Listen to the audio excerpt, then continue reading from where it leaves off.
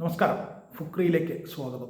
39ാമത്തെ വയസ്സിൽ Lionel Messi എന്ന ഇതിഹാസത്തിൻ്റെ കളി, ആ കണക്കുകൾ ഞെട്ടിപ്പിക്കുന്നതാണ്. ഇന്ന് ഇംഗ്ലണ്ടിനെതിരായ മത്സരത്തിൽ നമ്മൾ നോക്കുമ്പോൾ ആ കണക്കുകൾ, മെസ്സിയുടെ സ്റ്റാറ്റിസ്റ്റിക്സ് നോക്കുമ്പോൾ ഞെട്ടിപ്പിക്കുന്നതാണ്.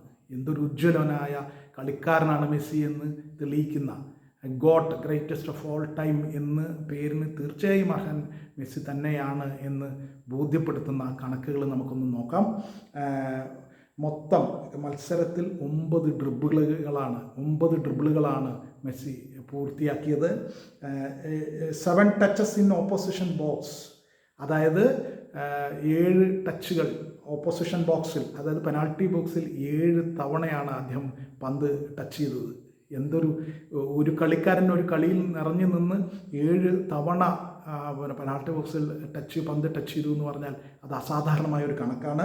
അതുപോലെ ഫൈനൽ തേർഡിലേക്ക്, അതായത് അവസാനം ഗോളടിക്കുന്ന ആ ഘട്ടത്തിലെ പെനാൾട്ടി ബോക്സിലേക്കും ഉള്ളിലേക്കും ഒക്കെ ആയിട്ട് 6 പാസുകളാണ് മെസ്സിയുടേതായിട്ടുണ്ടായിരുന്നത്.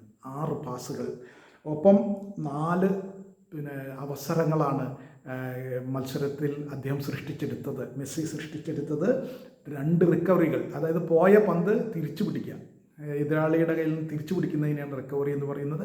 അത് 2 തവണയാണ് മെസ്സി 39ാമത്തെ വയസ്സിലും ചെയ്തത്. 2 അസിസ്റ്റുകൾ. തീർച്ചയായിട്ടും അർജൻറ്റീന 2 ഗോളിനാണ് ജയിച്ചത്. 2 അസിസ്റ്റ് മെസ്സിയുടെ വക.